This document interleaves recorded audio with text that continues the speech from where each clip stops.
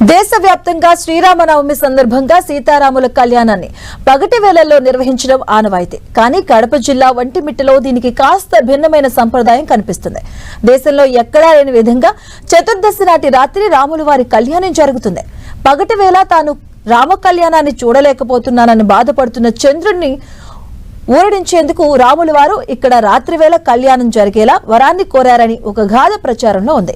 మరో కథ ప్రకారం శ్రీరాముని వంశం సూర్యవంశం, ఇక సీతమ్మ వారి వంశం చంద్రవంశం. అయితే సూర్యచంద్రులు మనకు శారీరక ఆరోగ్యాన్ని అందిస్తారు కాబట్టి చంద్రవంశస్థులైనటువంటి సీతారామచంద్రుడు వారి వివాహాన్ని రాత్రివేళ జరిపించే ఆచారాన్ని మొదలుపెట్టారని అర్చకులు చెబుతున్నారు.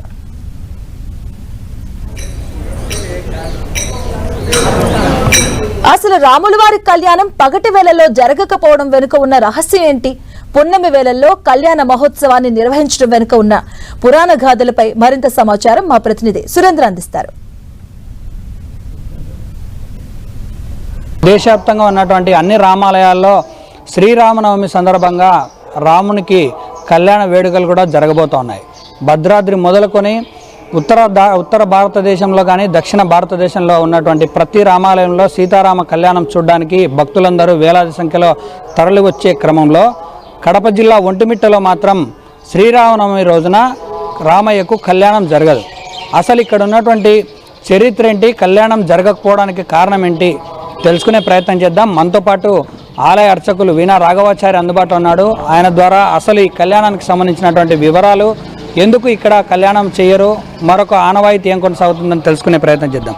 చెప్పండి స్వామి, అసలు దేశవ్యాప్తంగా రాష్ట్ర వ్యాప్తంగా రామయ్య పెళ్లికి అందరూ వచ్చే సందర్భంలో ఒంటిమిట్టలో మాత్రం కళ్యాణం జరగదు. దీనికి ప్రత్యేకమైన కారణాలు, చరిత్ర ఎలా ఉన్నాయి? ఓం నమో వెంకటేశాయ, ఓం నమో నారాయణాయ. చరితం రఘునాథస్య శతకోటి ప్రవిస్తరం ఏకైకమక్షరం ప్రోక్తం మహాపాతకనాశనం. ముఖ్యంగా మీరు అడిగిన ప్రశ్న మీకే కాకుండా ప్రపంచంలో ఉండే అందరికీ భక్తాదులకు కానీ ఇది చాలా విశేషమైన ప్రశ్న వేశారు. దానికి ఏమిటి అంటే, పూర్వకాలంలో నవమి రోజు మధ్యాహ్నం 12 గంటలప్పుడు శ్రీరాముడు జననం జరిగిందనమాట. ముక్కోటి దేవతలు హాజరయ్యారు. అప్పుడు చంద్రుడు లేని కారణంగా చంద్రుడు ముభావంగా ఉంటే అప్పుడు రాముల వారు చంద్రుడికి ఒక గౌరవం ఇచ్చారట. నా పేరు వెనుక రామచంద్రుడు అనే పేరు పెట్టుకుంటానని. అప్పటికి కానీ చంద్రులో మార్పు రాకునంటే సరే నీకోసం నేను ద్వాపరంలో రాత్రి 12 గంటలకు జన్మిస్తానని కృష్ణావతారం ఎత్తాడు. అప్పటికి మార్పు లేకుంటే సరే నేను నీకోసము ఒంటిమిట్టలో వెన్నెల రాత్రుల్లో కళ్యాణం నిర్వహిస్తానని ఒక ఇవ్వడం ద్వారా ఆ యొక్క హామీ ప్రకారము ఇక్కడ అనాదిగా ఆ సంప్రదాయము జరుగుతూ ఉంది. అంటే వెన్నెల రాత్రుల్లో చతుర్దశి రాత్రి కళ్యాణం జరుగుతుందని విశేషం ఇక్కడ. అది ఒకటైతే. రెండోది కారణంగా ఏంటంటే, మామూలుగా వివాహం ఎవరు చేస్తారంటే కన్యాదానం, ఆడపిల్లవారు పెళ్లి చేస్తుంటారు. వాళ్ళ అనుకూలమైన సమయము వాళ్ళు తీసుకుంటారు కాబట్టి, వాళ్ళ చంద్రవంశం సీతాదేవి కాబట్టి ఇక్కడ చంద్రుడే అక్కడ దానికి కారణం కాబట్టి ఇక్కడ చంద్రుడి కోరిక మేరకు చంద్రవంశం కాబట్టి వాళ్ళకి అనుకున్న సమయము ఇక్కడ వెన్నెల రాత్రులు కళ్యాణం ఒక విశేషం అనమాట. అది రెండోది అయితే. మూడోది వచ్చేసి ఇక్కడ విశేషం ఏమిటంటే, ఇక్కడ ఈ సంవత్సరం ముఖ్యంగా రాజు వచ్చేసి సూర్యుడు. అంటే సూర్య భగవానుడి రాముల వారిది సూర్యవంశం అన్నమాట. అంటే శారీరక ఆరోగ్యాన్ని, అంటే ధనము సంపద కీర్తి అన్ని ఇవ్వడానికి, తర్వాత మానసిక ఆరోగ్యం ఇచ్చేది ఎవరు? చంద్రుడు. చంద్రవంశం కాబట్టి సీతారామ కళ్యాణాన్ని వెన్నెల రాత్రుల్లో మనం తిలకించడం ద్వారా మానసిక శారీరక ఆరోగ్యం కలగడమే కాకుండా ఓషధులు అంటారు.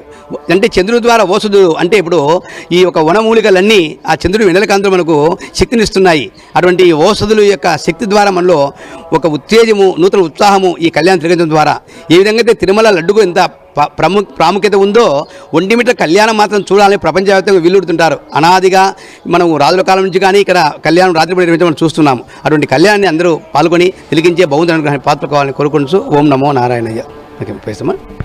ఇది మొత్తంగా చూస్తే టీటీడీ దేవస్థానం అనుబంధంగా మారిన ఒంటిమిట్టలో రాములవారి కళ్యాణము నవమి రోజున కాకుండా చతుర్దశి నాడు పున్నమి వెన్నెల్లో చంద్రుని కోరిక మేరకు కళ్యాణం జరగబోతుందని చెప్పి ఇక్కడ ఉన్నటువంటి ఆనవాయితీ అలాగే చరిత్రకు నిలువబద్ధంగా నిలుస్తుంది. వీడియో జర్నలిస్ట్ వేణుగోపాల్తో సురేంద్ర, 10 టీవీ, ఒంటిమిట్ట నుంచి.